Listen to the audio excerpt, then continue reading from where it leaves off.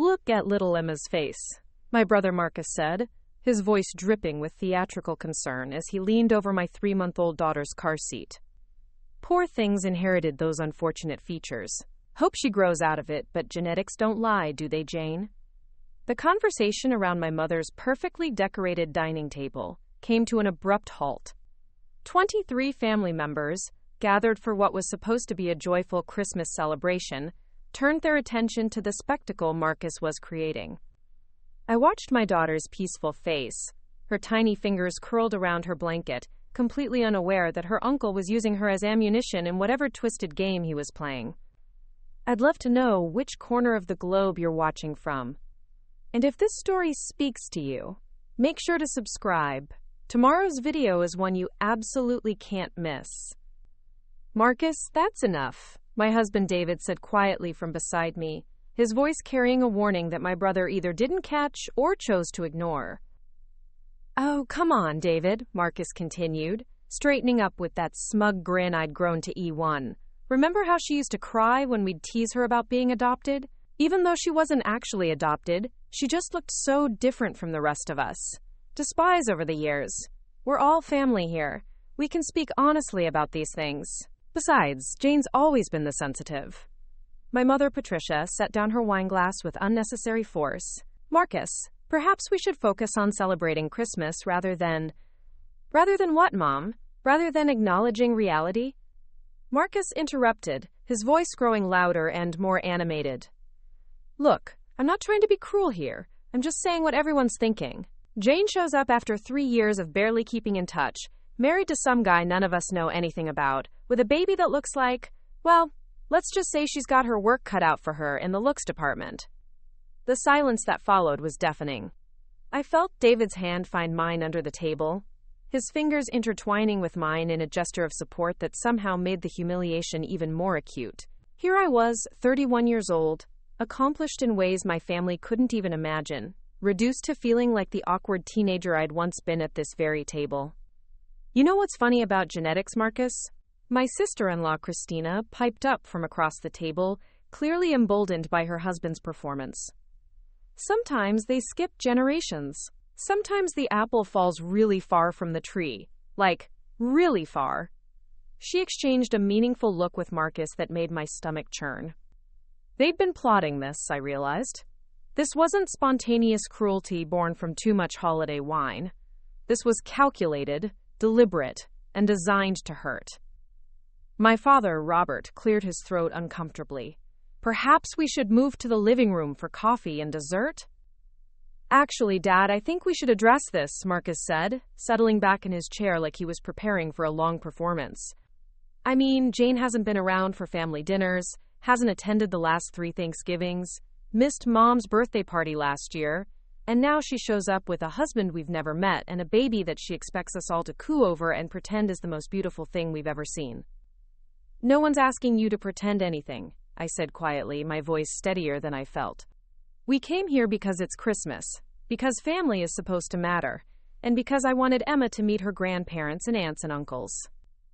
Marcus laughed, a harsh sound that cut through the warm atmosphere my mother had worked so hard to create. Family is supposed to matter? That's rich, Jane. Where was this family sentiment when you disappeared for years? When you were too busy with your little photography hobby to show up for anything important? Photography hobby. The words stung more than they should have. My family had no idea what my real work involved, what David and I actually did for a living, or why we'd been absent from family gatherings for the past 3 years. They saw only what they wanted to see. Jane, the family disappointment, who'd failed to live up to their expectations in every measurable way. You know what I think happened? Christina added, clearly feeling brave enough to join the attack. I think Jane got herself knocked up by some loser, panicked, and married the first guy who was willing to take on damaged goods. Now she's trying to play happy family and hoping we'll all just go along with it. The accusation hung in the air like a toxic cloud. I felt my cheeks burn with humiliation, not because there was any truth to Christina's words, but because my family, my own blood relatives, could think so little of me. Could assume the worst about my life, my choices, my husband and my daughter, with such casual cruelty. Christina, that's completely inappropriate, my mother said sharply, but the damage was already done. The seed of doubt had been planted, and I could see it taking root in the faces around the table. Is it inappropriate, Mom? Marcus leaned forward, his eyes bright with malicious interest. Or is it just honest? Look at them.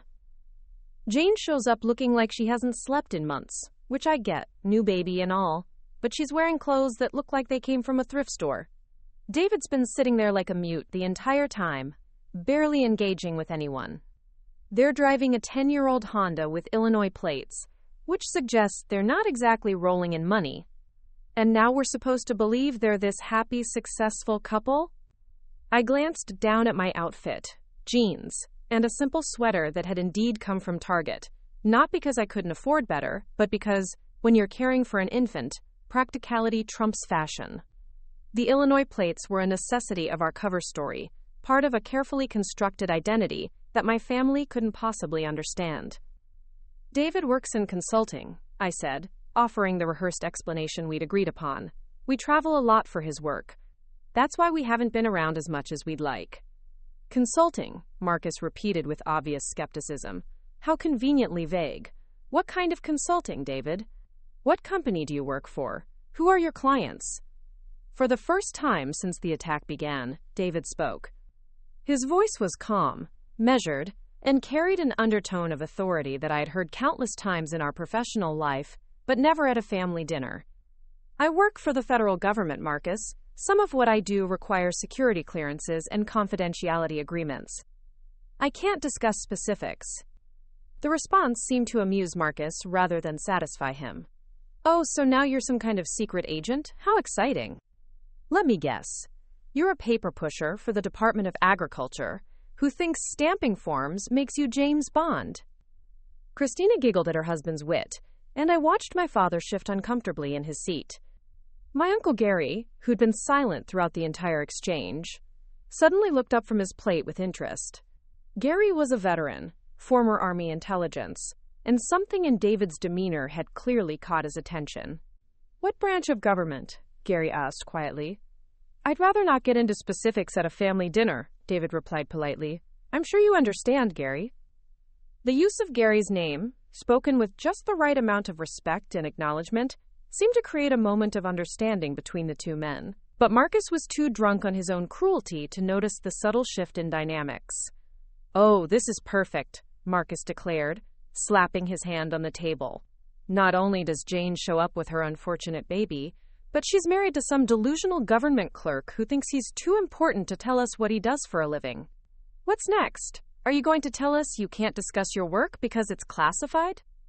The word classified seemed to hang in the air with particular weight. I saw Gary's eyes narrow slightly, watched my father lean forward with new attention, noticed my mother's confused expression as she tried to follow the undercurrent she couldn't quite identify. Actually, David said, his tone remaining perfectly calm, yes, some of what I do is classified. Marcus burst into laughter. Oh my God, he's serious. He actually thinks he's some kind of spy or something. Jane, honey, I hate to break it to you, but I think your husband has been watching too many movies. Marcus, I said, my voice carrying a warning that he was too intoxicated by his own performance to heed. You should stop. Stop what? Stop pointing out the obvious? Stop asking reasonable questions about the mysterious husband who shows up claiming to work for the government but can't tell us anything about his job? Stop wondering why my sister disappeared for 3 years and then reappeared with a sob story about traveling for work. He stood up, swaying slightly, and I realized he'd been drinking more than I'd initially noticed. You know what I think, Jane? I think you're embarrassed. I think you married some loser who tells people he works for the government to make himself sound important, and you're too proud to admit that you screwed up your life. The cruelty in his voice was breathtaking. This wasn't just sibling rivalry or holiday tension. This was deliberate, calculated destruction, designed to humiliate me in front of my entire family on what should have been a day of celebration and connection. I think you're projecting your own failures onto me and my family, I said, standing to face him. I think you're drunk. And I think you're being cruel to a baby who has done nothing to deserve your ridicule. Failures? Marcus's voice rose to a near shout. I'm not the one who disappeared for 3 years. I'm not the one who married a stranger and had a baby with questionable genetics. I'm not the one living in some fantasy where my husband is a secret agent. That's enough, David said, and this time his voice carried an edge that made everyone at the table sit up straighter. You will not speak about my wife or my daughter that way. Or what? Marcus challenged, emboldened by what he perceived as weakness. What are you going to do, Mr. Secret Agent Man? Report me to your supervisor at the Department of Motor Vehicles? David stood slowly, and I watched as something shifted in his posture, in his bearing, in the very air around him. The mild-mannered consultant persona that he'd worn throughout dinner began to fall away, replaced by something harder, more commanding, more dangerous. Marcus, he said, his voice now carrying an authority that seemed to fill the entire room, I'm going to give you one last opportunity to apologize to my wife and daughter, and to conduct yourself with the dignity that your family deserves. And if I don't? Marcus shot back, completely oblivious to the change that everyone else at the table was beginning to sense. David reached into his jacket pocket and withdrew his phone. With deliberate precision, he scrolled through his contacts until he found the number he was looking for. He held the phone up so Marcus could see the screen, though from my angle I couldn't make out the contact name. A lot of love and effort went into bringing this story to life. If you're enjoying it, we'd be so grateful if you'd subscribe to our channel. Now, back to where we left off. If you don't, David said calmly, I'll make a phone call that will change your understanding of exactly who you're dealing with. Marcus squinted at the phone screen, his expression shifting from smugness to confusion to something approaching concern. What? What is that supposed to mean? It means, David replied, his finger hovering over the call button, that you've spent the last hour insulting and humiliating the wife and daughter of someone whose real job you couldn't possibly comprehend, whose authority you've never encountered, and whose patience you've completely exhausted. The dining room fell silent except for the soft ticking of my mother's antique clock and the distant sound of Christmas music playing from the kitchen radio. Emma stirred in her car seat, making the soft cooing sounds that usually made everyone smile, but no one was looking at her anymore. Every eye in the room was fixed on David, trying to process the transformation they were witnessing. You're bluffing, Marcus said, but his voice had lost its swagger. David pressed the call button. The phone rang once, twice, and then a voice answered, crisp, professional, immediate. Even from across the table I could hear the authority in the voice that responded to David's call. Control, the voice said. This is Agent Morrison, David replied, his voice now completely transformed from the mild consultant who had been making polite dinner conversation just minutes earlier. I need you to run a background check and threat assessment on Marcus Robert Chen, DOB, March 15, 1985. Current residence, 247 Oak Street, Denver, Colorado. Social Security number 123456789. Priority level, immediate family security concern. The silence around the table was absolute. Marcus's face had gone completely white. My mother's hand was pressed to her mouth. Gary was staring at David with the recognition of someone who had just realized he was in the presence of a fellow professional, but one operating at a level far beyond anything he'd encountered in his military service. Copy that, Agent Morrison, the voice on the phone responded. Background check initiated. Do you need immediate tactical support at your location? Negative, David replied, his eyes never leaving Marcus's face. Subject appears to be standing down, but I want a full workup on his associates, employment history, and any potential security risks related to his proximity to my family. Understood. The report will be ready within the hour. Anything else? That's all for now, Morrison out. David ended the call and slipped the phone back into his jacket pocket. When he looked up, his expression had returned to something approaching normal, but the damage was done. The mild-mannered consultant was gone, replaced by someone whose very presence seemed to fill the room with unspoken authority. Now then, Marcus, he said conversationally, would you like to reconsider your behavior this evening? Marcus's mouth opened and closed like a fish gasping for air. The transformation in David had been so complete, so jarring, that it seemed to have short-circuited my brother's ability to process what was happening. Around the table, 23 family members sat in stunned silence, their Christmas dinner forgotten, as they tried to reconcile the quiet, unassuming man who had been making polite conversation about the weather with the authoritative figure who had just ordered a federal background check with a single phone call. What? Who are you? Marcus finally managed to stammer, his earlier bravado completely evaporated. David straightened his tie with practiced ease, a gesture so casual it was almost insulting given the gravity of what had just occurred. I'm exactly who I told you I was, Marcus. I work for the federal government. I have security clearances. And I'm married to your sister. But that phone call, my mother began, her voice barely above a whisper, was to my operational control center, David replied matter-of-factly. I'm what's called a handler in the intelligence community. I coordinate assets, manage operations, and ensure the safety of American interests, both domestic and international. My wife Jane is one of my assets. The words hung in the air like a bomb that hadn't quite exploded yet. I watched the faces around the table as the implications began to sink in. My father's engineering mind was clearly working overtime, trying to process the logical connections. Gary's military experience was filling in gaps that civilian family members couldn't possibly understand. My mother looked like she was about to faint. Asset? Christina repeated weakly. What does that mean? David's phone buzzed with an incoming message. He glanced at it, nodded with satisfaction, and then looked directly at Marcus. It means that for the past 8 years, Jane has been working as a deep-cover intelligence operative for the Central Intelligence Agency.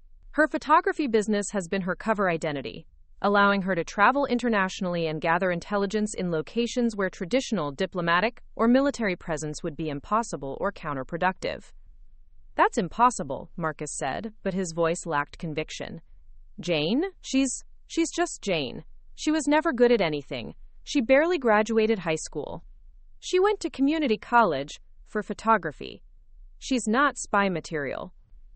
Actually, David continued, pulling out his phone again, Jane graduated summa cum laude from Colorado State with a degree in international relations and a minor in Arabic studies. She also speaks fluent Mandarin, conversational Russian, and enough Pashto to navigate complex situations in Afghanistan. Her, quote, community college photography program was actually an 18-month intensive training course at Langley.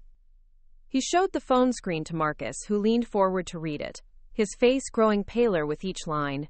This is the background report on you that just came through. Would you like me to share some highlights with the family? David, I said quietly, maybe we should. No, Jane, he interrupted, his voice gentle but firm. Your family has spent the evening questioning your character, your choices, and your capabilities. They've insulted our daughter and implied that you married beneath yourself. I think they deserve to understand exactly who they've been talking to. He cleared his throat and began reading from his phone. Marcus Robert Chen, age 38, currently employed as a mid-level sales representative for a regional pharmaceutical company. Annual income approximately $67,000. Recently divorced due to what court documents describe as, quote, financial irresponsibility and substance abuse issues. Currently 3 months behind on child support payments to his ex-wife Jennifer Chen, maiden name Rodriguez. Marcus lurched to his feet. You can't just, that's private information. You have no right. I have every right, David cut him off, his voice sharp enough to slice glass. The moment you decided to attack my family, you became a potential security threat. The moment you questioned my wife's integrity, you invited scrutiny of your own. And the moment you mocked my infant daughter, you forfeited any expectation of privacy or courtesy. He continued reading. Subject has a documented history of gambling addiction, currently owes approximately $14,000 to various creditors, and has been flagged by his employer's HR department for inappropriate behavior toward female colleagues. Most recently, subject was passed over for promotion due to what his supervisor described as, quote, chronic unreliability and poor judgment. The silence that followed was deafening. Christina had gone completely white and was staring at her husband with a mixture of horror and dawning realization. My parents looked shell-shocked, as if they'd stumbled into the wrong movie and couldn't find the exit. Furthermore, David continued relentlessly, subject's current financial situation is so precarious that he recently applied for a payday loan at 28% interest to cover his rent. His credit score is 497, which puts him in the poor category. And yet, this same individual felt qualified to judge my wife's life choices and my family's financial stability. "Stop," Marcus whispered, sinking back into his chair. "Please stop." "Oh, I'm just getting started," David said, scrolling further down his phone. "Because here's what's really interesting, Marcus. While you were building your case against Jane's character and my credentials, you failed to consider that everything you've said tonight has been recorded." He held up his phone, showing what was clearly a recording app that had been running throughout dinner. Standard operational procedure when meeting new individuals who might pose security risks. Every threat you've made, every insult you've leveled, every cruel comment about my daughter, it's all documented and time-stamped. "Recorded?" my mother gasped. "David, surely that's not necessary." "Mrs. Chen," David said, his voice softening slightly as he addressed my mother, "your son spent the evening launching what amounts to a character assassination campaign against a federal intelligence operative and her family. In my world, that's not just rude, it's potentially actionable." Gary suddenly spoke up from his end of the table. "Son, what's your clearance level?" David looked at him with newfound respect. "I'm not at liberty to discuss specific clearance levels, sir, but I can tell you that I report directly to the Deputy Director of Operations." Quote. Gary nodded slowly, understanding immediately what that meant. "And Jane?" "Jane has been one of our most valuable assets in the Middle East and Central Asia for the past 8 years. Her photography cover has allowed her to operate in regions where traditional intelligence gathering would be impossible. She's provided critical intelligence that has prevented 3 terrorist attacks on American soil and helped coordinate the safe extraction of 12 American hostages from hostile territory." The room was so quiet I could hear Emma's soft breathing from her car seat. My family was staring at me as if I'd grown a second head, trying to reconcile the woman they thought they knew with the person David was describing. "The reason we haven't been to family gatherings," David continued, "is because Jane has been deployed in Syria, Afghanistan, and Pakistan for extended periods. The reason we look tired is because we just returned from an 18-month assignment in Kabul 3 weeks ago. The reason we're driving a 10-year-old Honda is because it's part of our cover identity. Intelligence operatives don't drive luxury cars when they're trying to blend in." My father finally found his voice. "Jane, is all of this true?" I looked around the table at faces that had become strange to me over the years. Family members who had grown distant as my real life became something I could never share with them. "Yes, Dad, it's all true." "But the photography business?" my mother asked weakly. "Is it real?" I confirmed. "I do take photographs. It's an excellent cover because it gives me a reason to be in remote locations with expensive equipment. I've had gallery showings in London, Paris, and Dubai. The difference is that while I'm there taking pictures, I'm also gathering intelligence on terrorist networks, arms dealers, and human trafficking operations." "The baby," Christina began, then stopped herself. "Emma was born in a secure facility in Germany 3 months ago," David explained. "Jane was pregnant during her final mission, which is why we finally requested a stateside assignment. Having a child in our line of work requires certain adjustments to operational security." Marcus, who had been sitting in stunned silence since the background report revelation, suddenly looked up with desperate hope. "So this is all just a joke, right? Some elaborate prank to get back at me for teasing you?" David's expression hardened. "Marcus, I want you to understand something very clearly. Nothing about this is a joke. Your sister has risked her life for this country more times than you could possibly imagine. She's been shot at, threatened, kidnapped, and tortured. She missed birthdays, holidays, and family celebrations because she was protecting American lives in some of the most dangerous places on Earth." He stood up, his presence somehow filling the entire room. "And tonight, after years of sacrifice and service, she came home to spend Christmas with her family. She brought her husband and her new daughter to meet the people she loves most in the world. And instead of welcome, instead of love, instead of the support that someone who has given everything for her country deserves, she was met with mockery, cruelty, and accusations." His voice grew quiet, but somehow more menacing. "So no, Marcus, this isn't a joke, this isn't a prank. This is me explaining to you exactly how badly you've miscalculated tonight." My Uncle Jerry, who had been silent throughout the entire evening, suddenly cleared his throat. "Son," he said to David, "what kind of support does Jane need from us now?" The question seemed to catch David off guard, and for the first time since the phone call, his professional mask slipped slightly. "Sir? I mean, what can we do? What does a family do when they find out their daughter is what you're saying she is? How do we help? How do we support her?" David looked at me, and I saw something in his eyes that I hadn't expected. Uncertainty. For all his operational expertise, this wasn't a scenario he'd trained for. How do you explain to a civilian family what their loved one has sacrificed? How do you help them understand what it means to live a life where everything you tell them has to be a lie? "Honestly, sir," David said quietly, "we're figuring that out ourselves. This is Jane's first time bringing anyone from her real life into contact with her family. We weren't sure how to approach it." "So you've been protecting us," my mother said suddenly, understanding flooding her face. "All these years when we thought you were being distant or irresponsible, you were actually protecting us from your real life." I nodded, feeling tears threaten for the first time all evening. The less you knew, the safer you were. People in my line of work, we make enemies, dangerous enemies. If they knew I had family here, knew that I cared about you, quote, "they could use us against you," Gary finished, his military experience filling in the blanks that others couldn't see. "Exactly," David confirmed. Jane's cover identity had to be completely separate from her family. Any connection could have been exploited. Marcus, who had been looking progressively sicker throughout the conversation, suddenly stood up. I'm going to be sick."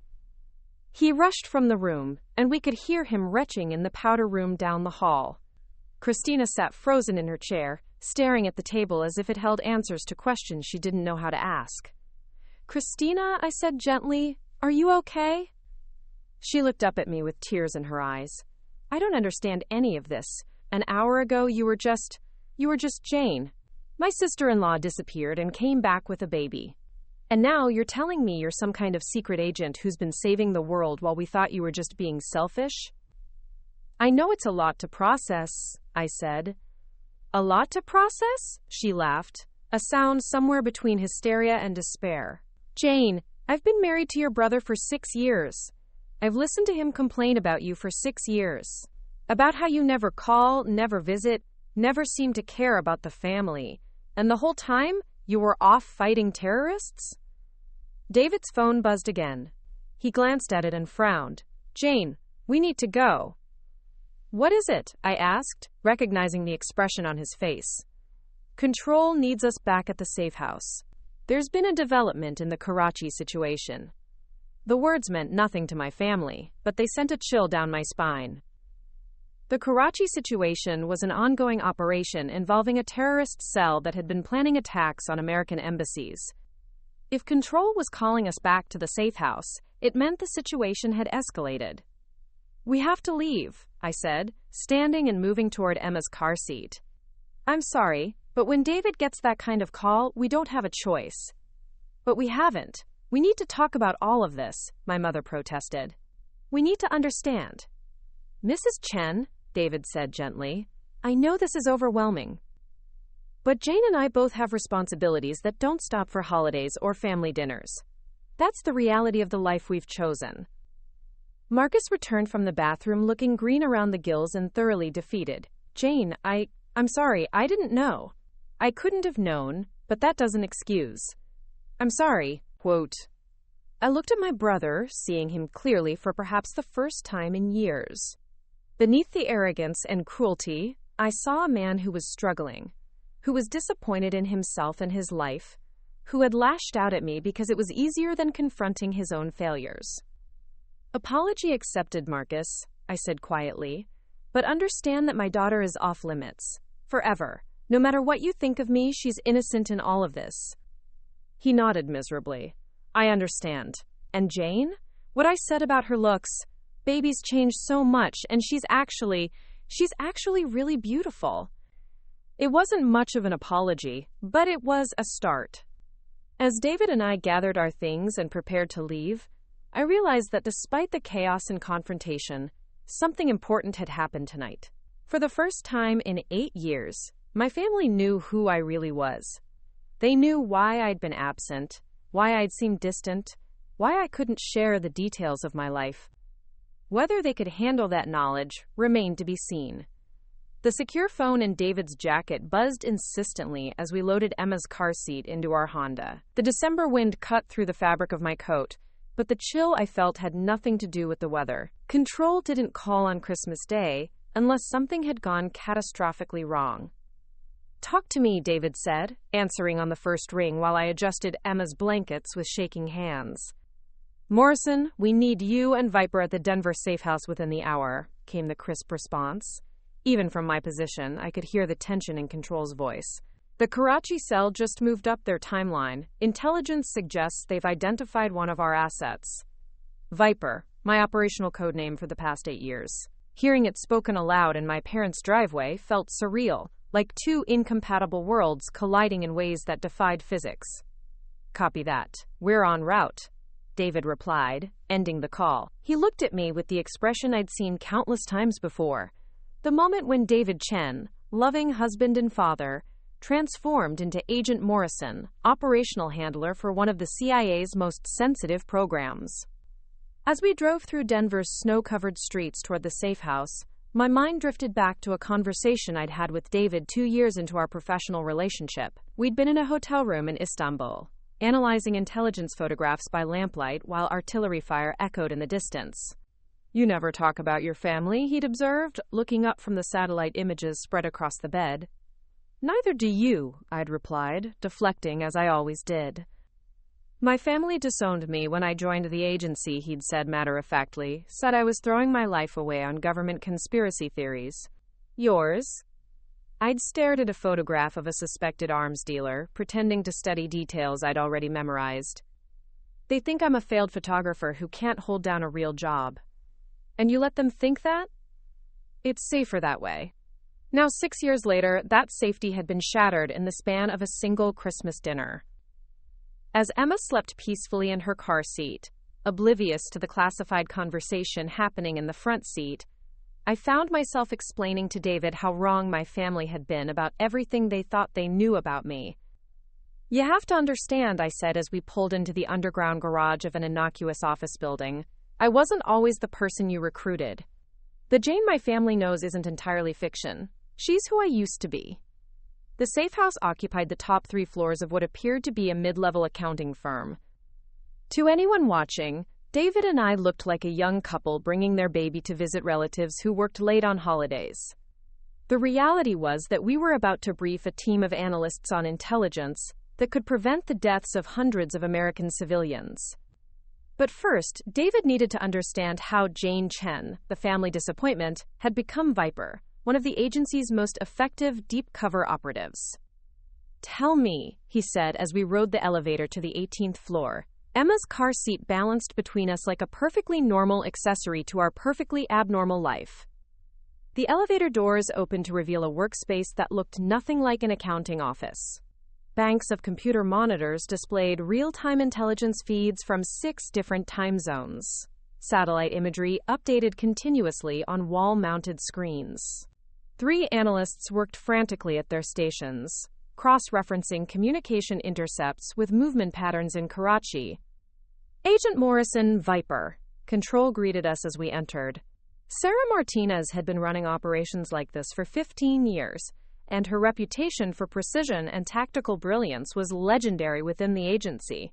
"We'll brief you in Conference Room A in 10 minutes. How's the baby adjusting to stateside life?"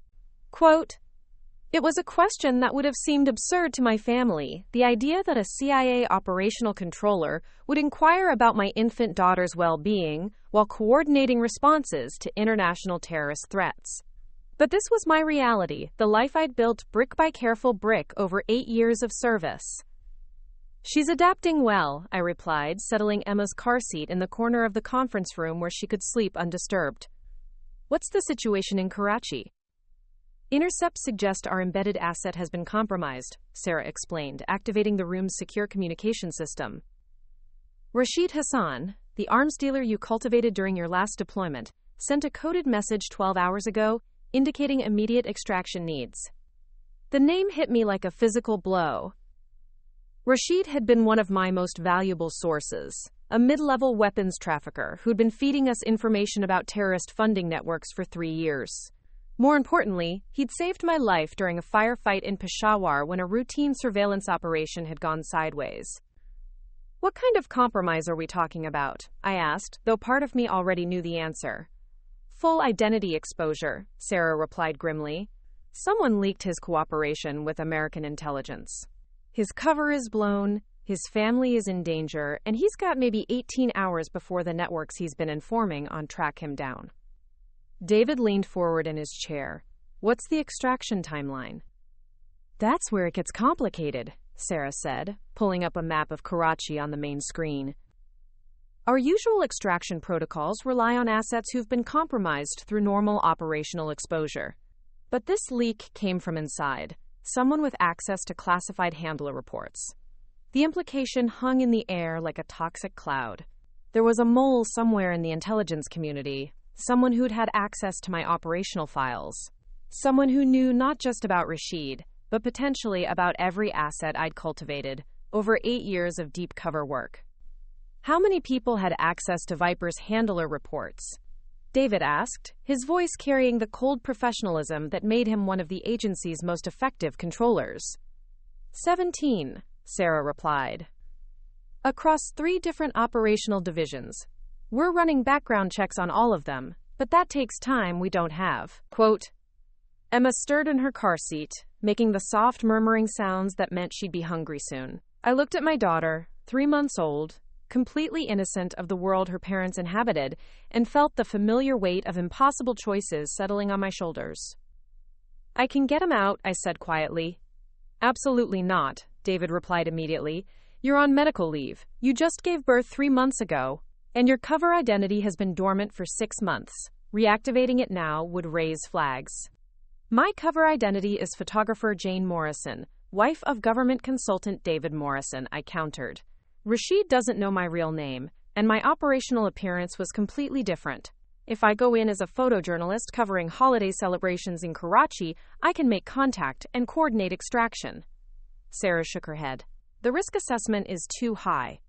If there's a mole with access to your files, they might know more than just your assets. They might know your methods, your appearance, your cover identities.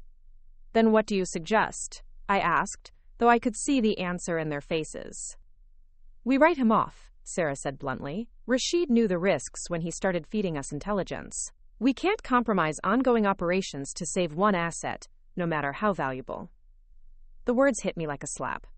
In the world of intelligence operations, human assets were resources to be managed, not people to be saved. It was a calculus I'd learned to accept during my years in the field. But sitting in a Denver safe house with my sleeping daughter 10 feet away, the cold brutality of it felt overwhelming. He has children, I said quietly. 3 daughters. The youngest is 7. And if we send you into a compromised situation and lose you, how many other children will die in the terrorist attacks we won't be able to prevent? David replied, his voice gentle but implacable. He was right, of course. Operationally, strategically, logically, sacrificing one asset to preserve the larger network was the correct decision. But logic had nothing to do with the images flashing through my mind.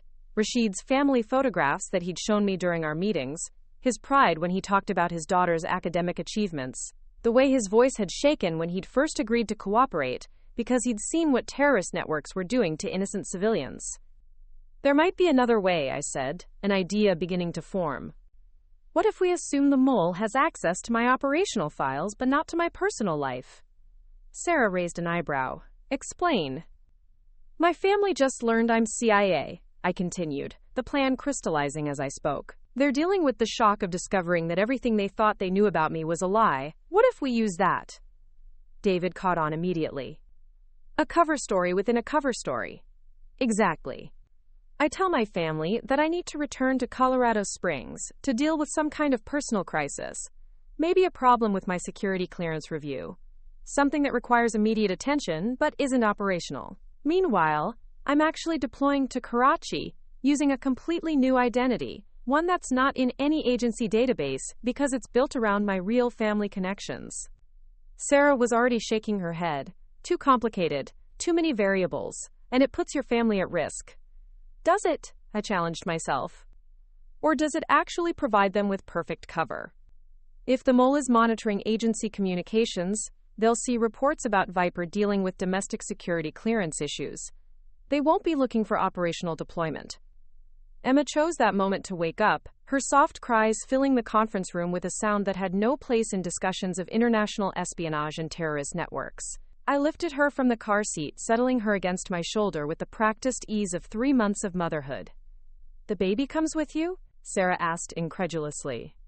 "The baby stays here," I replied firmly, "with David. That's part of what makes the cover work.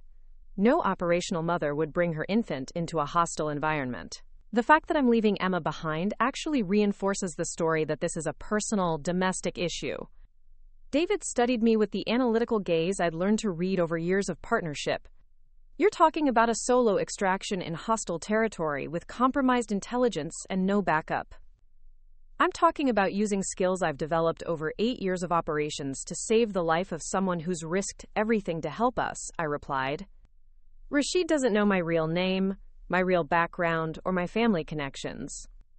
If I approach him as Jane Morrison, freelance photojournalist from Colorado, with a personal interest in documenting refugee communities, there's no reason for the terrorist networks to connect me to the CIA operative they're hunting." Quote, "Unless the mole has more information than we think," Sarah pointed out. "Then we're all compromised anyway," I said bluntly. "But if we do nothing, Rashid dies, his family dies, and we lose 8 years of intelligence development in the region. If I go, there's at least a chance of extracting him successfully." The room fell silent except for Emma's contented sighs as she settled back to sleep. Through the conference room's reinforced windows, I could see Denver's skyline twinkling with holiday lights. Families were gathered around Christmas trees, sharing gifts and making memories that they'd never have to classify or compartmentalize or explain to security review boards. "There's something else," I said quietly, "something I haven't told you about my background that might be relevant." David looked up sharply. In 5 years of partnership, I'd never held back operational intelligence. Before I was recruited by the agency, before I became Viper, I spent 2 years working for an international humanitarian organization, Doctors Without Borders. I was documenting refugee conditions in Pakistan, Afghanistan, and Syria. Sarah's eyes widened. "That's not in your recruitment file." "Because it was deleted," I explained. "Standard procedure for deep cover operatives. Scrub any background that could be used to build connections to current identity. But those connections still exist. People I worked with, communities I documented, contacts who knew me as Jane Chen, photographer and humanitarian worker." "Jesus," David breathed, understanding the implications immediately. "I can reactivate that identity," I continued. "Jane Chen, humanitarian photographer, returning to the region to document how refugee communities celebrate religious holidays. It's completely legitimate, completely separate from any CIA connections, and gives me perfect cover for approaching Rashid's neighborhood." Emma stirred against my shoulder, and I found myself thinking about Rashid's youngest daughter, the 7-year-old who had no idea that her father's cooperation with American intelligence had just painted a target on her back. "How long would you need?" Sarah asked quietly. 72 hours, I replied. "In and out, clean extraction, no complications." David stood abruptly, moving to the window where he stared out at the city lights. "And if something goes wrong? If the extraction fails? If you're captured or killed?" Quote, I looked down at Emma's peaceful face, then back at my husband and handler. "Then you raise our daughter to understand that sometimes doing the right thing requires accepting unacceptable risks." The weight of that statement settled over the room like a shroud. This was the reality of intelligence work. Not the glamorous spy fiction my family had probably imagined, but the grinding calculus of human lives weighed against strategic objectives. "I need to make some calls," Sarah said finally. "David, I want a full risk assessment by 0600. Jane, I want detailed operational plans including extraction protocols, communication schedules, and contingency procedures." As Sarah left the conference room, David turned back to face me. "Are you sure about this?" I thought about my brother's cruel laughter, about the way my family had looked at me with such disappointment and judgment. They'd seen Jane the failure, Jane the disappointment, Jane, who couldn't even manage a stable career or a conventional marriage. They had no idea that Jane the failure was also Viper, the operative, someone who'd spent 8 years risking everything to protect people she'd never met in countries she couldn't acknowledge visiting. "I'm sure," I said, and meant it. 24 hours later, I stood in the bathroom of our Denver safe house apartment, methodically transforming myself back into someone I hadn't been for over 8 years. The woman staring back at me from the mirror bore little resemblance to either Jane Chen, the family disappointment, or Viper, the CIA operative. This was Dr. Jane Chen, humanitarian photographer, whose work documenting refugee communities had once earned her recognition from the International Red Cross. The transformation wasn't just physical, though I darkened my hair and added subtle changes to my appearance that would read as natural aging to anyone who'd known me during my humanitarian years. The real transformation was psychological, stepping back into the mindset of someone who believed that journalism and photography could change the world, one story at a time. "Control has approved the mission parameters," David said from the bedroom, where he was feeding Emma while monitoring encrypted communications on 3 different devices. "But they're insisting on real-time check-ins every 6 hours. I applied the final touches to my makeup, covering the small scar above my left eyebrow that I'd gotten during a firefight in Kandahar 3 years ago. "What about the mole investigation?" "Ongoing. Sarah's team has narrowed it down to 8 possibles, but that's still too many variables for comfort." David's voice carried the controlled tension that meant he was operating in full handler mode, managing multiple operational threads while maintaining emotional distance from the fact that his wife was about to deploy into a hostile environment. Except this time, maintaining that distance was complicated by the fact that Emma was in the next room, depending on him not just as her father but as her sole parent for the next 72 hours. "David," I said, turning to face him directly, "if something happens to me—" "Nothing's going to happen to you," he interrupted, but I could see the fear beneath his professional composure. "If something happens to me," I continued firmly, "I need you to promise me that you'll tell Emma who I really was. Not just the CIA operative, but the humanitarian photographer too. The person who believed that documenting suffering could prevent more suffering." He set down Emma's bottle and looked at me with an expression I'd seen only a few times in our 5 years together. The moment when Agent Morrison stepped aside and let David Chen, the man who loved me, speak honestly about his fears.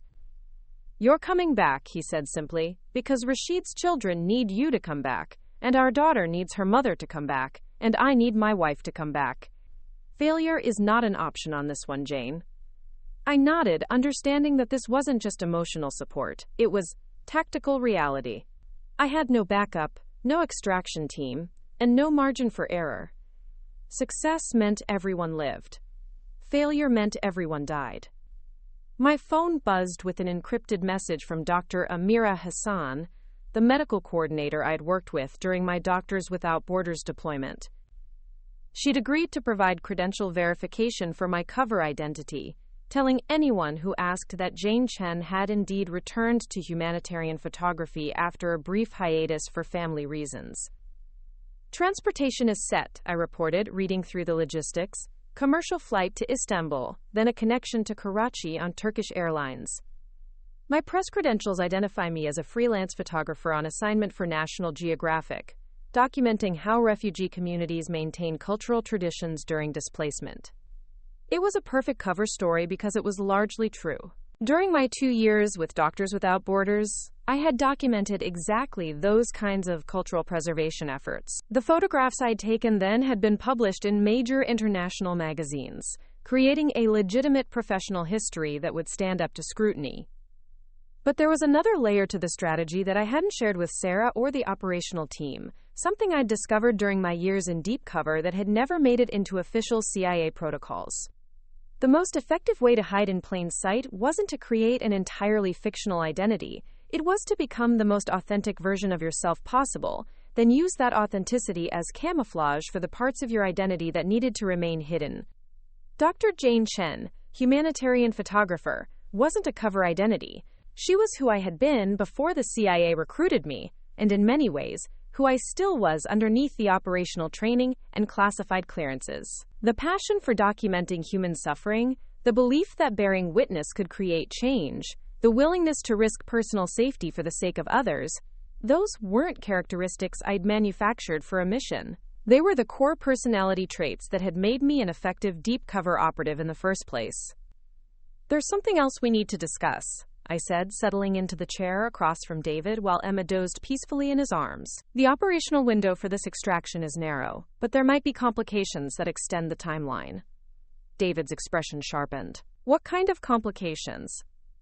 "Rashid isn't the only asset at risk," I explained, pulling up encrypted files on my tablet. "Over the past 3 years, I've cultivated a network of informants throughout the region.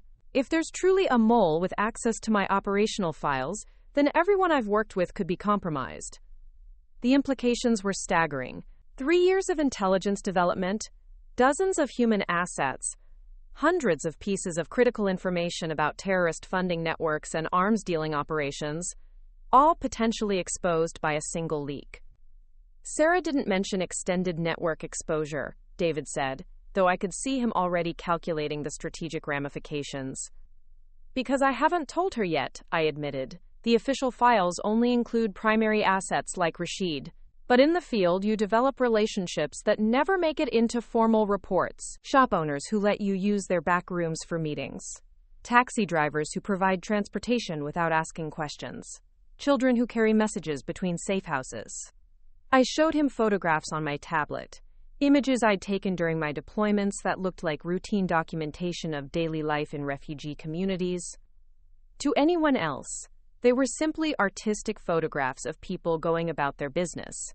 But to me, they were operational maps showing every person who'd risked their safety to help American intelligence operations. "If I'm going in to extract Rashid," I continued, "I need to assess whether the entire network has been compromised.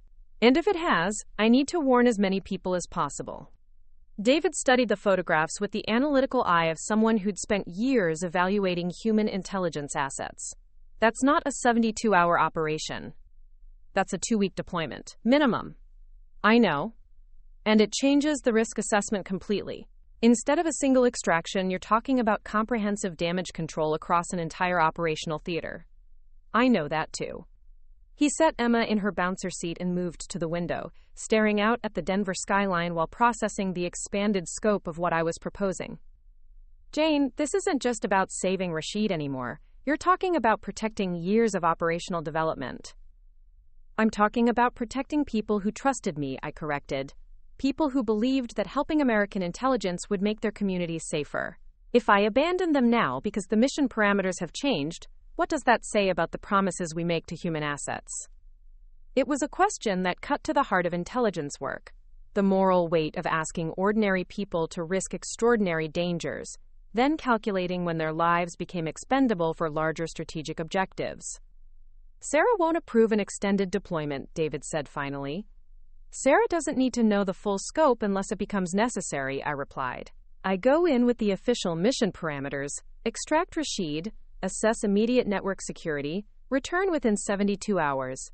But if I discover broader compromise, I have the operational flexibility to expand the mission." "Operational flexibility is CIA speak for going rogue," David pointed out.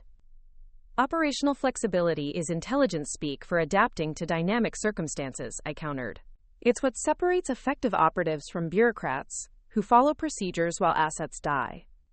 Emma made a soft cooing sound from her bouncer seat, and both David and I turned to look at her. 3 months old, completely innocent of the world her parents inhabited, depending on us to make choices that would keep her safe while we tried to keep other people's children safe, thousands of miles away. "There's one more thing," I said quietly. "If this mission goes sideways, if I'm captured or killed, the mole investigation takes on new urgency. Because if someone was willing to expose Rashid, they might be willing to expose other operations to eliminate the operatives investigating them." David's jaw tightened as he absorbed the implications. "You think the leak was targeted specifically at you?" "I think it's a possibility we have to consider," I replied. "Viper has been operational for 8 years. I've disrupted arms-dealing networks, prevented terrorist attacks, and eliminated high-value targets. I've made enemies who would pay substantial sums for the kind of intelligence that's been leaked. And if those enemies have turned one of our own, then this extraction mission might be a trap designed to eliminate me while making it look like operational failure rather than betrayal. The room fell silent except for Emma's soft breathing and the distant hum of encrypted communications equipment. We were discussing scenarios that belonged in spy novels, but in our world, paranoia wasn't a personality disorder. It was a survival skill. My tablet chimed with an incoming message from Sarah. The operational timeline had been moved up by 6 hours. Intelligence intercepts suggested that Rashid's location had been narrowed down by hostile forces. Instead of 72 hours to plan and execute, I now had 48 hours before it became too late to save him. Change of plans, I announced, reading through the updated mission parameters. I leave for Istanbul in 4 hours. David moved into full operational mode, his emotional concerns temporarily suppressed by the tactical requirements of compressed timeline management. What do you need? Contact Dr. Hassan and confirm that my humanitarian credentials are active as of today. Upload my cover story photographs to the National Geographic Freelancer database. And create communication protocols that allow for message delay without triggering alarm bells at control. Quote, as David began executing the preparatory checklist, I found myself thinking about my family's reaction to discovering my real identity. Marcus's shock and humiliation seemed like events from another lifetime, even though only 24 hours had passed since Christmas dinner. They'd wanted to know who I really was, what I actually did for a living, why I'd been absent from their lives for so long. The irony was that even after David's revelations, they still didn't understand the full scope of what my work entailed. They knew I was a CIA operative, but they couldn't comprehend what that meant in terms of daily choices, moral compromises, and calculated risks. They couldn't imagine that their sister and daughter was currently preparing to deploy into hostile territory to save the life of someone they'd never heard of, using skills they couldn't fathom, accepting risks they'd never consider acceptable. Jane, David said, looking up from his communications setup, I need you to promise me something. What? I need you to promise that if the situation becomes untenable, if the risks exceed acceptable parameters, you'll abort the mission and extract yourself. Rashid is valuable, but he's not worth your life. I looked at Emma, sleeping peacefully in her bouncer seat, completely trusting that her parents would make decisions that would allow her to grow up in a world where she could sleep peacefully. Then I thought about Rashid's 7-year-old daughter, who was depending on decisions being made by people she'd never meet to determine whether she'd live to see her 8th birthday. I promise, I said, and meant it in all the ways that mattered for operational success. But as I began my final preparation checklist, I knew that David understood, just as I did, that promises made in the safety of Denver's safe houses sometimes had to be broken in the chaos of Karachi alleyways. The mission parameters were clear, the risks were acceptable, the timeline was compressed but manageable. Everything else would be improvised in real time, the way it always was when you were operating alone in hostile territory, with nothing but your training, your instincts, and your willingness to sacrifice everything for people who would never know your name. The call came at 3:47 a.m. Denver time, 18 hours into my deployment. I was crouched behind a concrete barrier in a Karachi marketplace, watching Rashid's apartment building through the telephoto lens of my camera, when my secure phone vibrated with an emergency signal from control. Viper, abort the mission immediately. Sarah's voice was sharp with urgency. We've identified the mole. Repeat, abort and extract now. The words hit me like a physical blow. Through my camera viewfinder, I could see movement in the windows of Rashid's building, shadows that shouldn't have been there, patterns of activity that suggested his apartment was already under hostile surveillance. I was 12 hours too late. Control, I have eyes on the target location, I whispered into my throat mic, keeping my voice below the ambient noise of the pre-dawn marketplace. Hostile presence confirmed. Rashid may already be compromised. Negative, Viper. New intelligence indicates the leak was deliberate bait. You are the primary target. Extract immediately. I lowered my camera, processing the implications of what Sarah had just told me. The Rashid compromise hadn't been collateral damage from a mole. It had been designed specifically to draw me into the field. Someone with access to CIA operational files had orchestrated an elaborate trap using my own asset as bait. Control, who's the mole? I asked, though part of me already suspected the answer. Deputy Director Harrison. He's been feeding intelligence to arms dealers for 18 months. The Rashid leak was intended to force Viper into an exposed position where hostile assets could eliminate you. Deputy Director Harrison. I'd briefed him personally on 3 separate occasions, had sat in his office discussing operational parameters while he nodded thoughtfully and asked strategic questions. He'd signed off on my maternity leave and had expressed concern about my family's security during the transition to motherhood. And all the while, he'd been planning my death. Sarah, what's my extraction timeline? I asked, already calculating routes through the marketplace that would take me away from Rashid's building without exposing me to the hostile surveillance teams I could now identify in 3 different positions. Immediate. We have a team en route, but they're 40 minutes out. You need to find cover and hold position until extraction arrives. 40 minutes. In hostile territory. With multiple surveillance teams who now knew I was in the area. The operational mathematics were stark. I had perhaps a 10% chance of surviving long enough for backup to arrive. But as I prepared to move toward the extraction point Sarah was vectoring me toward, my phone buzzed with a different kind of communication. Not from Control, not from David, but from a number I recognized from my humanitarian photography days. A text message, in broken English, Dr. Jane. Children in the basement. The building is surrounded. Help us. The message was from Farah, a 12-year-old girl whose family ran a small shop 3 blocks from Rashid's apartment. During my Doctors Without Borders deployment, I'd photographed her helping to care for orphaned refugee children, documenting how communities pull together to protect their most vulnerable members. She wasn't supposed to know I was in Karachi. She wasn't supposed to have my phone number.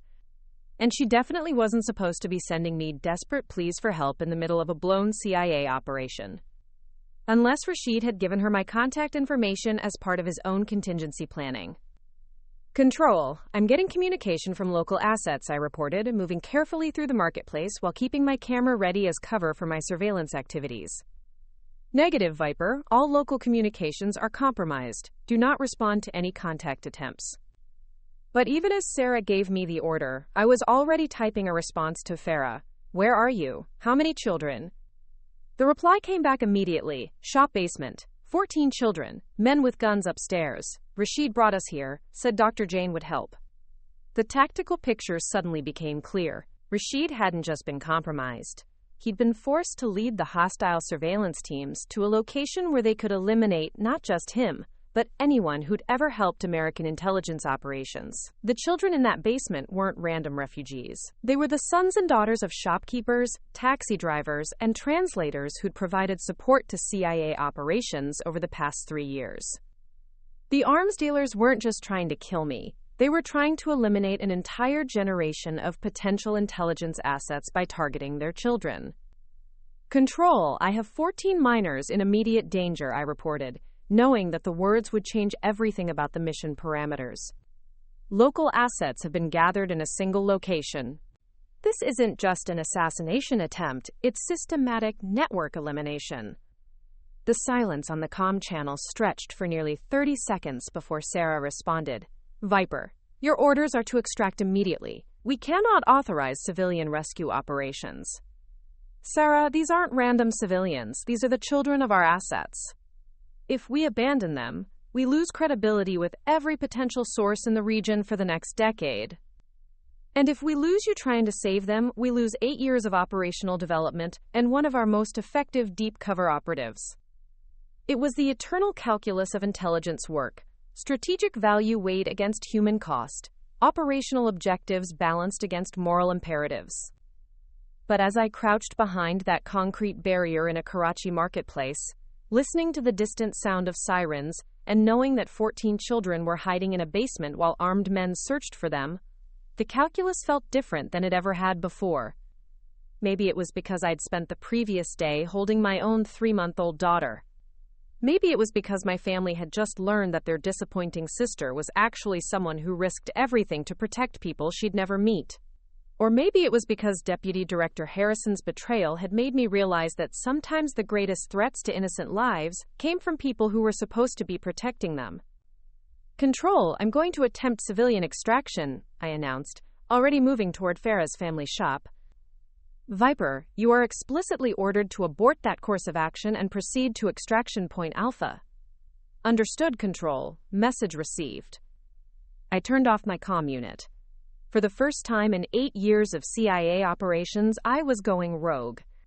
Not because I'd lost faith in the agency, but because I'd gained clarity about what the agency was supposed to stand for. We didn't just gather intelligence to protect American interests. We gathered intelligence to protect innocent people from those who would harm them.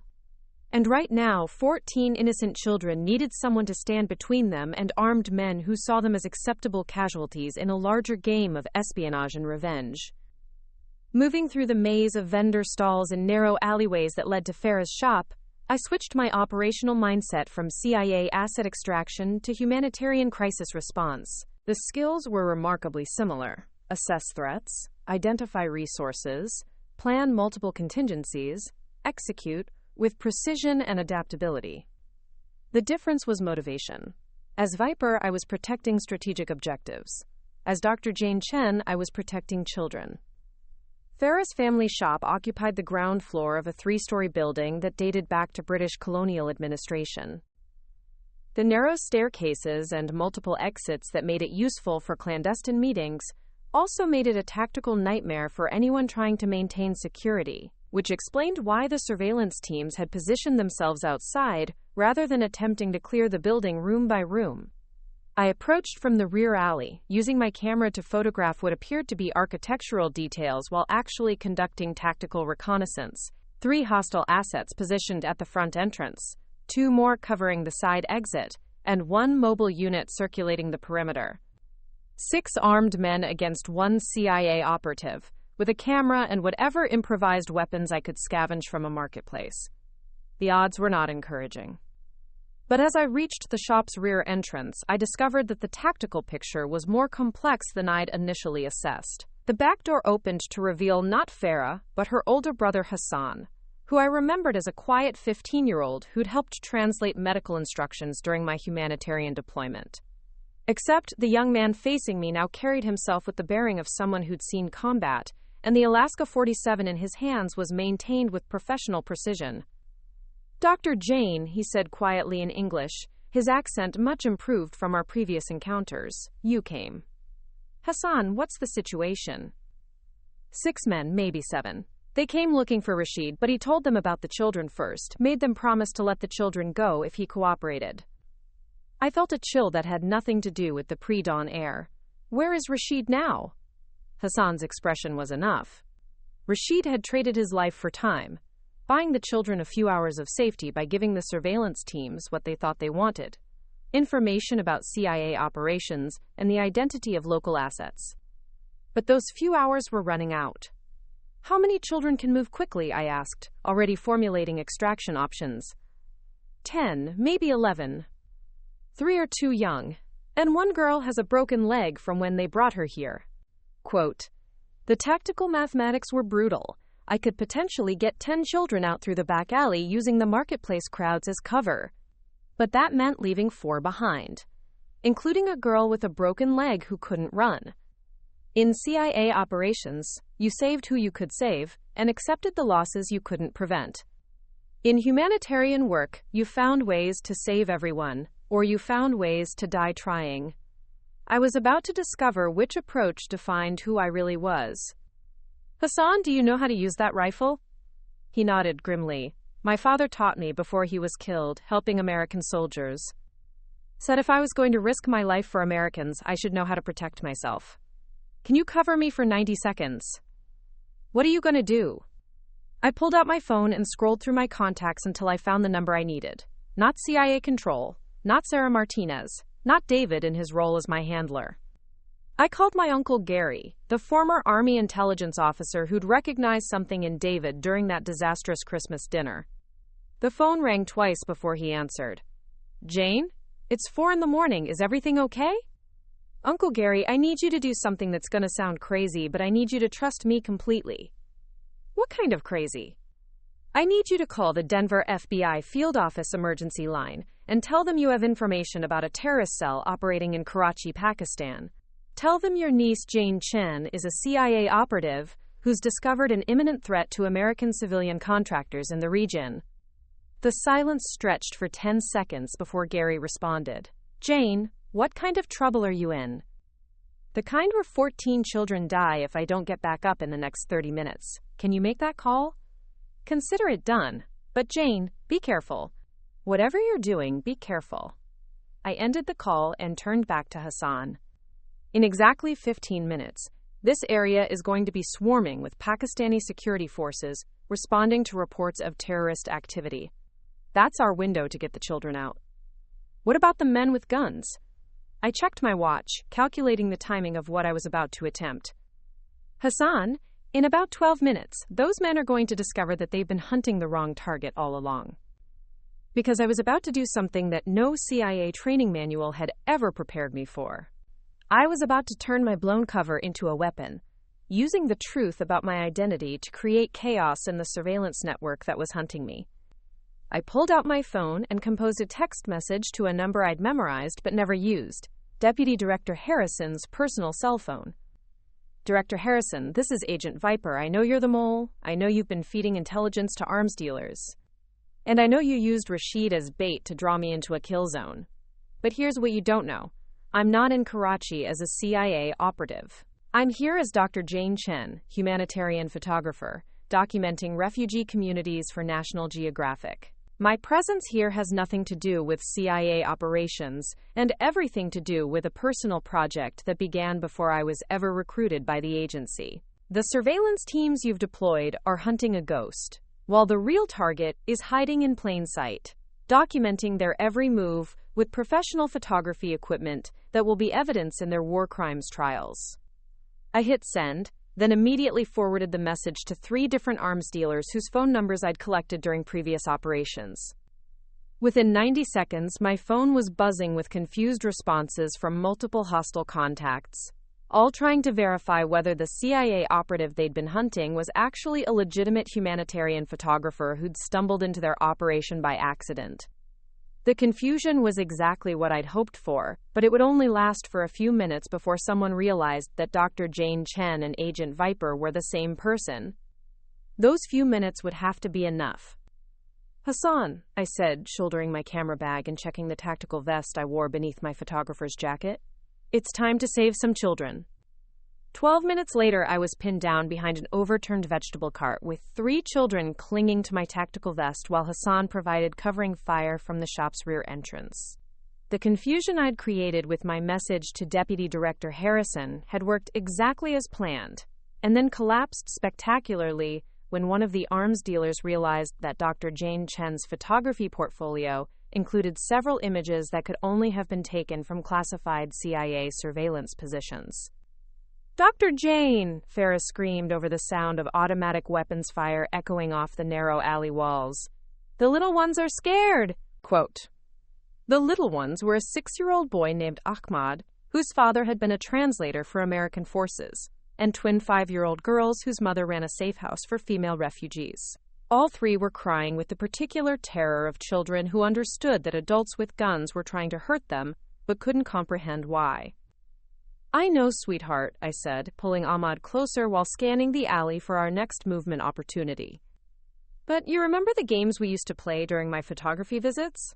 The hiding games? Farah nodded, her 12-year-old face set with determination that broke my heart. You would count, and we would hide until you found us with your camera. Exactly, except this time we're going to play the hiding game while we move. Can you help the little ones understand? As Farah translated my instructions into whispered Urdu, I checked my watch.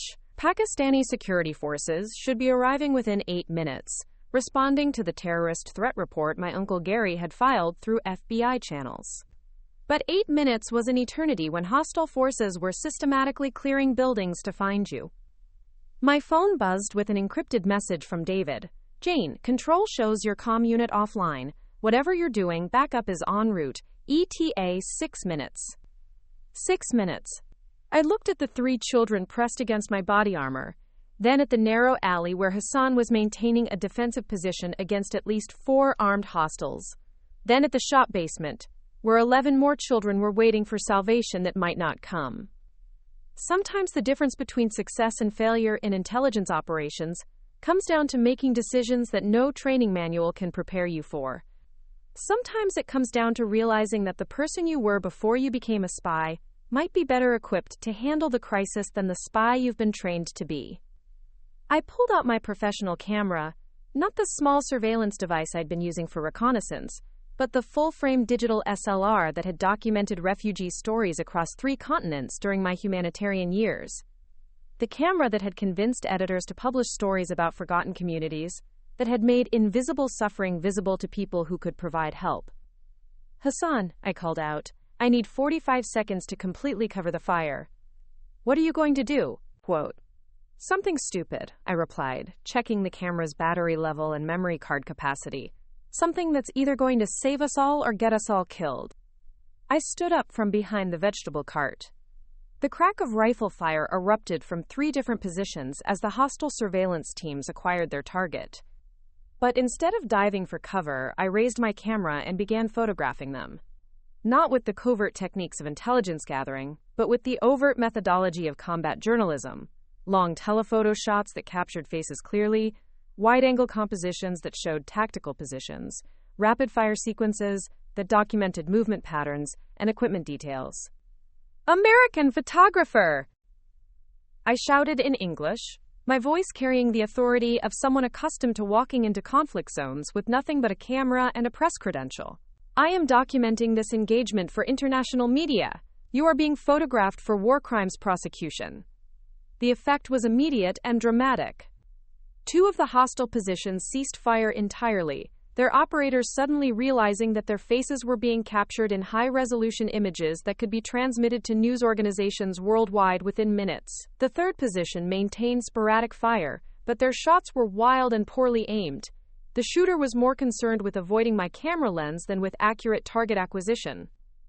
"Farah," I said, keeping my camera raised while speaking to the girl beside me, "I need you to translate something very important for me." "What should I say?" "Tell them that I am Dr. Jane Chen, photographer for National Geographic magazine. Tell them that I have been documenting refugee communities in this area for humanitarian organizations. Tell them that I do not know why men with guns are shooting at children, but I am photographing everything for the American government and the United Nations." As Farah translated my words into rapid Urdu, I continued photographing, capturing images that told a story no intelligence report could convey. Armed men firing automatic weapons in a residential area while children sought cover. A 12-year-old girl translating between languages, while bullets shattered windows above her head. A 15-year-old boy with an AK-47 defending a shop basement full of orphaned refugees. These weren't intelligence photographs designed to provide tactical information. These were humanitarian photographs designed to bear witness to suffering and injustice. The difference was subtle but critical. Intelligence photography was about gathering data, while humanitarian photography was about creating accountability. And accountability was exactly what I needed to create. My phone rang, not the secure CIA device, but my personal cell phone. The number on the screen was one I didn't recognize, but the international prefix indicated it was from the United States. "Dr. Chen?" The voice was crisp, professional, and carried the unmistakable authority of federal law enforcement. "This is Special Agent Michelle Rodriguez, FBI International Operations. We received a report from your family member about American citizens in danger in your location." "Agent Rodriguez," I replied, keeping my camera raised while ducking slightly as another burst of gunfire echoed through the alley. "I can confirm American lives are in immediate danger. I am currently documenting an active shooting situation involving armed militants and refugee children." "Dr. Chen, are you able to transmit photographic evidence of the situation?" This was the moment when Dr. Jane Chen, humanitarian photographer, and Agent Viper, CIA operative, became the same person in ways that transcended cover identities and operational protocols. I was documenting a crisis not because it served intelligence objectives, but because bearing witness was what I did. It was who I had always been, before the CIA and beyond the CIA. Agent Rodriguez, I'm transmitting images now, I said, selecting the most compelling photographs from the past 2 minutes and uploading them to a secure server that would deliver them simultaneously to FBI headquarters, the State Department, and 3 major international news organizations. The photographs told a story that no intelligence briefing could capture. They showed the human cost of arms-dealing networks that used children as leverage. They documented the courage of young people who risked everything to protect those weaker than themselves. And they provided irrefutable evidence of the war crimes being committed by men who thought they could operate in shadows without accountability. Within 90 seconds of uploading those images, my phone began buzzing with incoming calls from news editors, State Department officials, and FBI coordinators. The story of American humanitarian photographer Jane Chen documenting an attack on refugee children was spreading through official channels faster than any intelligence report had ever moved. Hassan, I called out. How many hostiles are still active? 2 positions, he replied, his rifle discipline impressive for someone who'd learned combat skills from necessity rather than formal training. But they're pulling back. I think they're confused about what's happening. They were confused because the tactical situation had changed in ways they couldn't have anticipated. What had begun as a targeted assassination attempt against a CIA operative had become an international incident involving an American humanitarian photographer who was documenting war crimes in real time. The photographs I'd taken were already being analyzed by FBI forensics teams who would identify every face, every weapon, every tactical detail that could be used for prosecution. The surveillance teams that had been hunting me suddenly found themselves being hunted by federal investigators armed with high-resolution photographic evidence. Dr. Jane, Farah said, tugging at my tactical vest, the police are coming. She was right. The distant sound of sirens was growing louder, and I could see the distinctive blue and white vehicles of Pakistani security forces converging on our location from 3 different directions. My Uncle Gary's FBI report had worked. Local authorities were responding to reports of terrorist activity with the kind of rapid deployment that suggested American diplomatic pressure had accompanied the initial alert. But I still had 11 children in a basement and no clear way to extract them safely. My secure CIA phone buzzed with an incoming call from David. Jane, where the hell are you? Control has lost all contact, but we're tracking news reports about an American photographer in a firefight in Karachi. Please tell me that's not you. David, it's me, I confirmed, moving carefully toward the shop entrance while keeping my camera ready. The mission parameters changed. I've got 14 children who need immediate evacuation, hostile forces that have been neutralized or dispersed, and Pakistani security forces about to take control of the area. Jesus, Jane, Sarah is losing her mind. You've got half the State Department trying to figure out who Dr. Jane Chen is, and why her photography is being treated as classified intelligence. I couldn't help but smile at the bureaucratic chaos I'd created. David, drive. Jane Chen isn't classified intelligence. She's who I was before I became Viper, and she's who I still am underneath all the operational protocols. The photograph isn't intelligence gathering, it's humanitarian documentation. The difference being that Dr. Jane Chen's photographs are going to prevent this from happening again, while Agent Viper's intelligence reports would have been classified and filed away where they couldn't create accountability. As Pakistani security forces established a perimeter around the shop, I found myself in the surreal position of explaining to both American intelligence handlers and local law enforcement that I was simultaneously a CIA operative conducting an asset extraction and a humanitarian photographer documenting refugee community attacks. The cover story that had seemed so cleverly constructed in the Denver safe house suddenly became beautifully, authentically true. I wasn't pretending to be Dr. Jane Chen. I was Dr. Jane Chen, using skills I'd developed before I'd ever heard of the CIA to protect people who needed protection. Hassan, I said as uniformed Pakistani officers approached our position, when they ask you about today, you tell them that Dr. Jane Chen came here to photograph refugee children maintaining their cultural traditions during displacement. You tell them that armed men attacked while she was working, and that she stayed to help protect the children instead of running away. That's the truth, Hassan replied, lowering his rifle as the security forces identified themselves.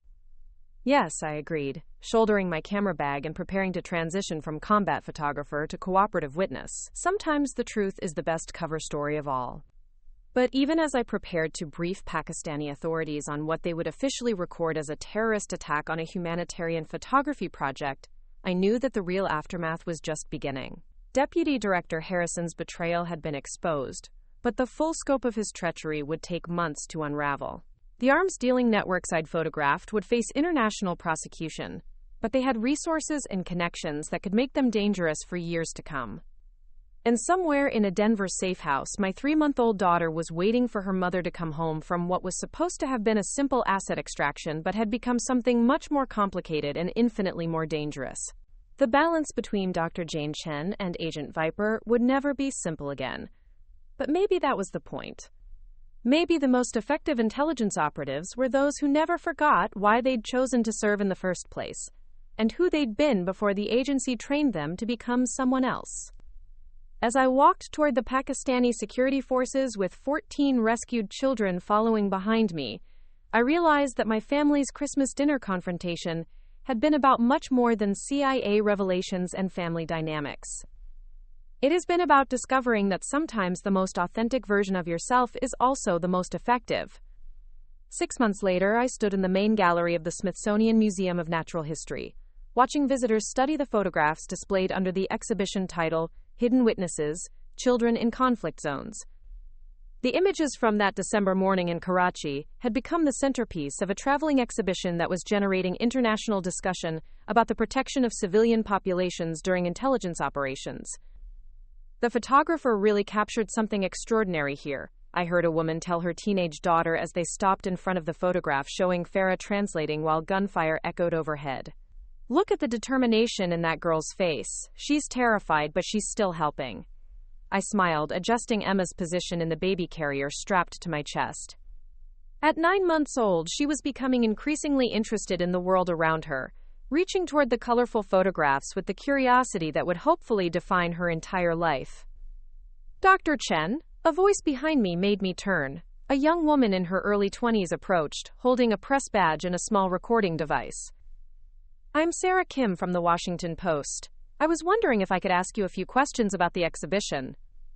Of course, I replied, though I knew I'd need to be careful about which questions I answered and how. Your photographs from the Karachi incident have sparked significant policy discussions about humanitarian photography in conflict zones. Some critics argue that you put yourself and the children at unnecessary risk by staying to document the attack instead of seeking immediate shelter. How do you respond to that? Quote, it was a question I'd been asked dozens of times over the past 6 months by journalists, by congressional investigators, by CIA review boards, and by my own family. Each time the answer became a little clearer. Photography isn't passive documentation, I said, bouncing Emma gently as she began to fuss. When you point a camera at injustice, you're taking action. Those photographs created accountability that saved lives, not just the 14 children who were rescued that day, but potentially hundreds of others who won't be targeted in similar operations because the international community is now watching. And your background with Doctors Without Borders, how did that prepare you for that kind of crisis situation? Humanitarian work teaches you that bearing witness is a form of intervention, I replied. Sometimes the most powerful thing you can do is ensure that suffering doesn't happen in darkness. That someone sees and remembers and speaks for those who can't speak for themselves. Sarah Kim nodded, making notes on her device. There's been speculation about your connection to intelligence agencies. Congressional hearings have suggested that some humanitarian photographers may have dual roles. Any comments on that? This was the question that always came, the one that required navigating between truth and operational security. I think anyone who works in conflict zones develops relationships with people from many different backgrounds: military personnel, aid workers, government officials, local community leaders.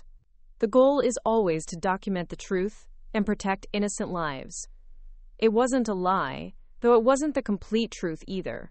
But 6 months of congressional testimony, FBI debriefings, and CIA operational reviews had taught me the art of saying exactly enough to satisfy legitimate curiosity without compromising ongoing operations. As Sarah Kim moved on to interview other visitors, my phone buzzed with a text from David. Family dinner at your parents' tonight. Marcus specifically requested that you bring the Karachi photos to show his kids. Character development in progress. I smiled at the message. Marcus's transformation over the past 6 months had been remarkable. The humiliation of learning his sister's true identity, combined with seeing international news coverage of my work in Karachi, had apparently triggered some long-overdue self-reflection. He'd started therapy for his gambling addiction, was consistently making child support payments, and had even enrolled in night classes to finish his college degree. More importantly, he'd begun treating Emma with the gentleness and respect she deserved, asking thoughtful questions about child development and offering to babysit when David and I needed to attend classified briefings. "Jane," a familiar voice called across the gallery. I turned to see Dr. Amira Hassan approaching, her face bright with the smile I remembered from our Doctors Without Borders days. "I can't believe you're here. I saw the exhibition announcement, but didn't think you'd actually attend the opening." "Amira," I embraced my former colleague carefully, mindful of Emma between us. "I wouldn't have missed it. These photographs represent some of the most important work I've ever done." "They certainly generated attention," Amira said with a knowing look. "The State Department contacted our organization about expanding photographer protection protocols. Apparently your work in Karachi highlighted some gaps in how we prepare journalists for crisis situations." What Amira didn't know, what no one outside the intelligence community knew, was that those photographer protection protocols were actually comprehensive guidelines for humanitarian workers who might encounter intelligence operations in the field. My experience had demonstrated that the line between humanitarian documentation and intelligence gathering was far more complex than anyone had previously understood. "How's the little one adjusting to all the travel?" Amira asked, gently touching Emma's tiny hand. "She's remarkably adaptable," I replied. "We've been to 5 congressional briefings, 2 international conferences, and 3 university symposiums in the past month. She's becoming quite the experienced public speaker." It was true, though what I didn't mention was that Emma was also becoming experienced in secure facilities, classified meetings, and operational briefings. Her daycare was located in a CIA-adjacent facility where the staff had security clearances and understood that some parents had unpredictable schedules due to national security commitments. "Dr. Chen?" Another voice interrupted our conversation. This time it was a man in his 50s, wearing the kind of expensive suit that suggested government service at a senior level. "I'm Deputy Director Williams from the State Department. I was hoping I could speak with you about your upcoming testimony before the Senate Intelligence Committee." Deputy Director Williams was Harrison's replacement, a career diplomat who'd been brought in to clean up the mess created by the mole investigation. Over the past 6 months, he'd become a regular contact as various government agencies tried to understand the implications of what had happened in Karachi. "Of course," I said, though I noticed Amira's curious expression at the mention of Senate Intelligence Committee testimony. "Your photographs have become central evidence in 17 different international prosecutions," Williams continued. "The arms dealers you documented are facing charges in 4 different countries. But defense attorneys are arguing that your dual role as photographer and other professional affiliations compromises the evidentiary value of the images." This was the ongoing legal challenge. Defense lawyers for the arms dealers had figured out that Dr. Jane Chen, humanitarian photographer, was also Agent Viper, CIA operative. They were arguing that the photographs couldn't be used as evidence because they'd been taken by someone with an intelligence background, rather than a neutral journalist. "My photography speaks for itself," I replied. "Those images document real events involving real people. The fact that I had the training necessary to survive the situation long enough to capture them doesn't change what they show." Williams nodded. "That's exactly what the prosecution teams need you to say under oath. Your testimony next week could determine whether these cases move forward or whether 17 arms dealers walk free on procedural technicalities." As Williams moved away to speak with museum officials, Amira stared at me with dawning understanding. "Jane, what exactly do you do now? And don't tell me you're just a freelance photographer. Because freelance photographers don't testify before Senate Intelligence Committees about arms dealer prosecutions. I looked at my former colleague, someone who'd risked her life to provide medical care in war zones. Someone who understood the complexity of serving humanitarian causes in a world where good intentions often collided with dangerous realities. I work for the government, I said simply, in a capacity that sometimes requires me to be in places where terrible things happen to good people. Photography isn't separate from that work. It's part of it. Bearing witness is how I serve. Amira studied my face for a long moment, then nodded. I understand. More than you might think. Half of our medical teams have secondary training that we don't discuss publicly. When you're trying to save lives in conflict zones, you develop whatever skills are necessary. Before I could respond, Emma began crying, the particular wail that meant she was hungry and tired, and had reached her limit for public events. I should get her home, I said apologetically. Of course, but Jane, I'm proud of what you've accomplished. Those photographs are going to change how the international community responds to threats against civilian populations. That matters more than any operational details. As I walked toward the museum exit, I reflected on how much had changed since that disastrous Christmas dinner 6 months ago. My family now understood not just what I did for a living, but why it mattered. The children I'd helped rescue in Karachi were safe in refugee resettlement programs across 3 different countries. Deputy Director Harrison was serving a life sentence in federal prison for treason. And I had found a way to integrate Dr. Jane Chen and Agent Viper into something that was more effective than either identity alone. My phone rang as I reached the parking garage. Jane? It was David, calling from our apartment. How did the exhibition opening go? Educational, I replied, loading Emma into her car seat. The photographs are generating exactly the kind of international attention we hoped for. Williams thinks the Senate testimony will go well. Good, because I just got off a call with Sarah. She has a new assignment for us. I paused, my hand on the car door handle. What kind of assignment? Humanitarian photography documentation in Syria. There's a refugee camp that's been infiltrated by arms dealers using children as couriers. The State Department wants someone who can document the situation for international intervention, while also gathering intelligence for operational response. I looked back at the museum, where visitors were studying photographs that had emerged from one of the most dangerous days of my life. Then I looked at Emma, sleeping peacefully in her car seat, trusting that her parents would make decisions that would keep her safe while also keeping other children safe. Tell Sarah we'll take it, I said. But I want full support for the humanitarian documentation side. These stories need to be told completely, not just used for intelligence gathering. Already arranged, David replied. Turns out the most effective intelligence operations are the ones that serve humanitarian purposes. Who knew? As I drove home through Washington, D.C. traffic, I thought about my brother Marcus and his cruel laughter during that Christmas dinner that seemed like a lifetime ago. He'd mocked my photography hobby and questioned my life choices, never imagining that his disappointed sister was actually someone who'd found a way to serve her country while serving humanity. The gold digger accusation had been so far from the truth that it was almost laughable in retrospect. I hadn't married David for money or status or security. I'd married him because he understood that sometimes the most important work happens in the shadows, and sometimes the most effective way to serve is to become someone who can bridge multiple worlds. Emma stirred in her car seat, making the soft cooing sounds that meant she was transitioning from sleep to wakefulness.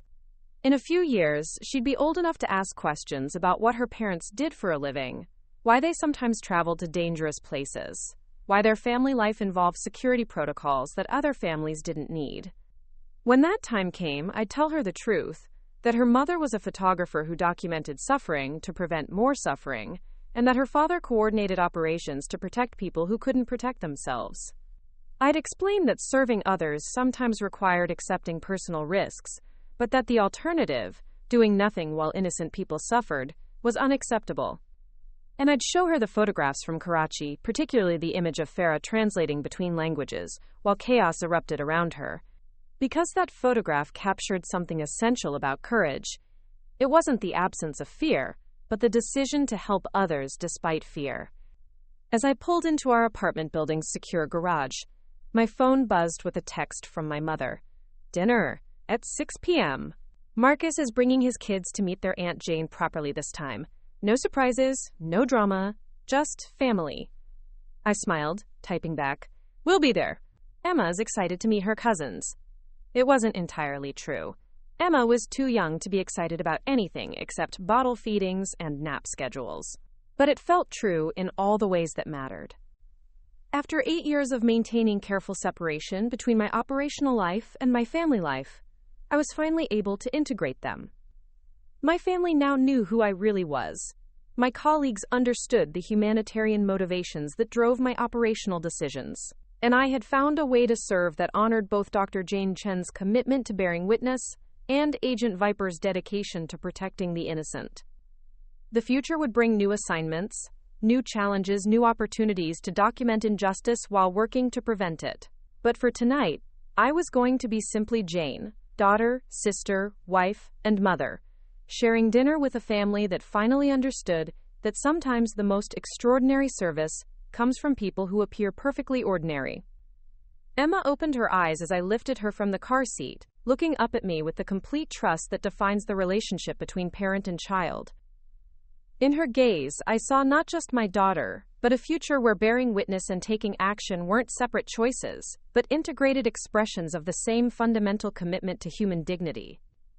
That commitment had been tested in Karachi alleyways and conference rooms, in congressional hearings and family dinners. But it had never wavered, and it never would. Because sometimes the most important legacy you can leave isn't the operations you've completed or the intelligence you've gathered. It's the example you've set for someone who will inherit the world you've helped protect. Looking for more? We've got 2 amazing stories ready for you right on screen. If this one touched you, these are absolutely worth your time. Click to watch them now. And hey, subscribe and hit that bell to never miss our latest uploads.